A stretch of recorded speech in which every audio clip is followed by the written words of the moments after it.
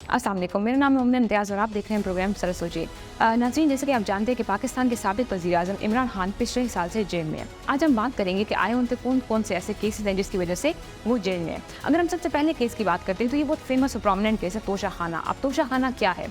तोशा खाना ये है कि जब भी आपके मुल्क का कोई प्रेसिडेंट है या प्राइम मिनिस्टर है जब किसी दूसरे मुल्क में जाता है तो आप उस मुल्क के रिप्रेजेंटेटिव होते हो। तो वहाँ से अगर आपको कोई उन स्टेट की तरफ से कोई गिफ्ट के तोहफे तोहफ़ रिसीव होते हैं तो वो आपकी प्रॉपर्टी नहीं होते, वो उस मुल्क की प्रॉपर्टी होते हैं। आपको वहाँ पर अपने मुल्क में आकर उधर अपनी जो तोशा खाना है वहाँ पर आपको डिलीवर करना होता है। अगर हम इमरान खान की बात करते हैं तो इमरान खान के केस में क्या हुआ कि इमरान खान ने जो तोशा खाना है वहाँ से कुछ गिफ्ट तोहफे तोहफ़ जो थे एक्सपेंसिव जो गिफ्ट थे उसको फ़रोख्त किया दुबई में हाई प्राइसेस पर, और उसकी जो वर्थ है वो 140 मिलियन है। अगर हम दूसरे केस की बात करते हैं जो इमरान खान पे लगाया गया है वो ये है कि अनलॉफुल मैरिज। अब अनलॉफुल मैरिज ये है कि अगर फॉर एग्जाम्पल आप इस्लामिक कानून में या आप मुस्लिम वुमेन की बात करते हैं तो जब उन्हें डिवोर्स हो जाए या वो अगर उनकी शोहर की वफात हो जाए तो उसके बाद कुछ महीनों तक वो जो है वो दूसरा वो निकाह नहीं कर सकती, और उस पीरियड को बोलते हैं इद्दत का पीरियड। इमरान खान पर इल्ज़ाम ये है कि इन्होंने इद्दत के पीरियड में दूसरा बीवी से निकाह किया है। अगर हम एक और केस की बात करते हैं जो इमरान खान पर लगाया गया है वो है टेरियान वाइट का। अब टेरियान वाइट कौन है?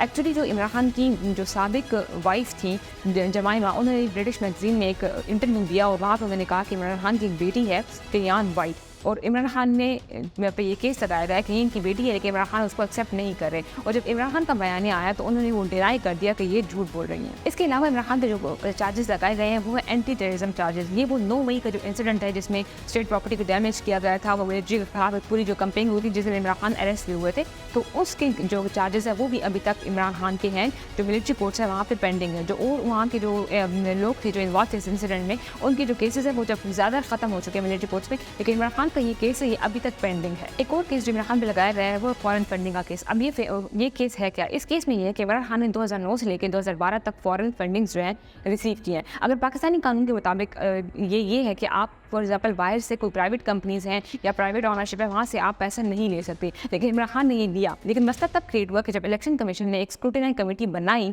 और उसमें जब उनके बैंक अकाउंट्स को डिक्लेरेशन की बात की तो इमरान खान के 3 बैंक अकाउंट ऐसे थे जो अनडिक्लेयर थे। उसने मसले को और भी बिगाड़ दिया, लेकिन बाद में जो मामला थे वो इससे हल हो गए क्योंकि इमरान खान ने ये कहा कि 2012 में मैंने ये फंडिंग्स का मुझ पर केस था और ये फंड्स मैंने लिए, जबकि जो पाकिस्तानी कानून के मुताबिक जो प्रोहिबिशन का कहा गया है फॉरेन जो पैसा लेना या प्राइवेट कंपनी से पैसा लेना, ये जो था ये बाद में लॉ बना, ये उस वक्त लॉ था ही नहीं जब मैंने ये पैसे लिए थे। एक और केस जो इमरान खान पे लगाया गया है वो है साइफर का केस। ये आपने अक्सर मीडिया वगैरह में सुना भी होगा। साइफर का केस ये है, साइफर एक्चुअली होते क्या है, कोई भी मैसेज होता है ना जो जिसको डिकोड किया होता है, मतलब वो फॉर एग्जाम्पल आपके पास कोई भी मैसेज होगा ना वो आपके पास सिंपल फॉर्म में नहीं होगा, उसको क्या किया होगा कोडेड फॉर्म में मैसेज होता है। ये असल में क्या होते हैं, ये सीक्रेट्स होते हैं किसी भी स्टेट के। इमरान खान पे ये इल्ज़ाम लगाया गया है कि इमरान खान ने जो स्टेट के सीक्रेट्स हैं उसको क्या किया, रिवील किया, उसको पब्लिक किया।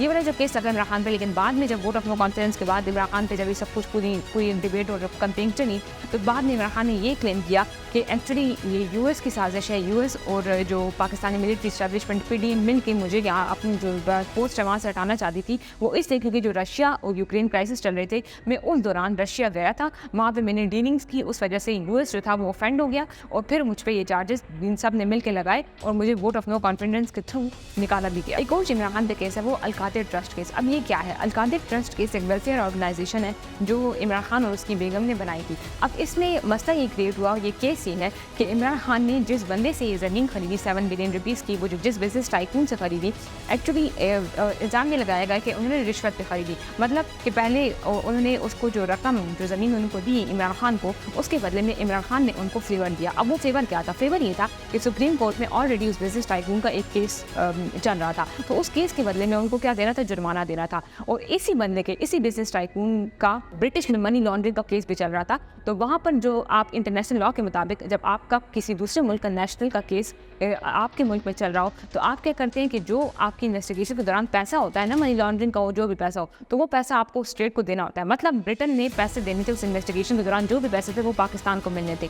तो वो जो पैसे उसी बिजनेस टाइकून के मनी लॉन्ड्रिंग वाले केस के, तो वो जो पैसे वहाँ पर पाकिस्तान को रिसीव हुए वो थे 60 अरब रुपए थे, और वो 60 अरब रुपए जो थे वो पाकिस्तान आए और डायरेक्ट जो सुप्रीम कोर्ट का जो जुर्माना दे रहा था उस अकाउंट में चले गए। तो वहाँ पर डिबेट ही शुरू हो गई कि ये पैसा तो पाकिस्तान को मिला था। तो एक तरह से ये जो पैसा था, जिस बिजनेस टाइकून का मनी लॉन्ड्रिंग का केस था, वो दोबारा से इधर आके उसी के जुर्माने में वो पैसे दे दिए गए। तो ये बड़ा केस था जो इमरान खान पे बना था। ये थे वो प्रोमिनेंट और हाईलाइटेड केस जो इमरान खान पर बने हुए और उसकी वजह से इमरान खान जेल में है। लेकिन इसके अलावा भी बहुत ज़्यादा केसेस जो हैं वो इमरान खान पर लगाए गए हैं।